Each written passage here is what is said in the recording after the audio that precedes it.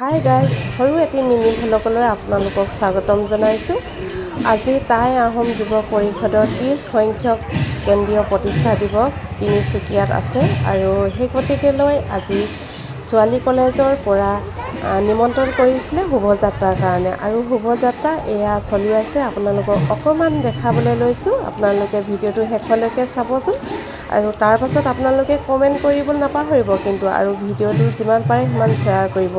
আহকচোন এতিয়া আমি ভিডিঅ'টো চাওঁ। টাই আহোম যুৱক ছাত্ৰ সন্থাই আমাক নিমন্ত্ৰণ কৰাৰ বাবে বহুত বহুত ধন্যবাদ আৰু ভিডিঅ'টো শেষলৈকে চোৱাৰ বাবে আপোনালোকলৈ ধন্যবাদ থাকিল।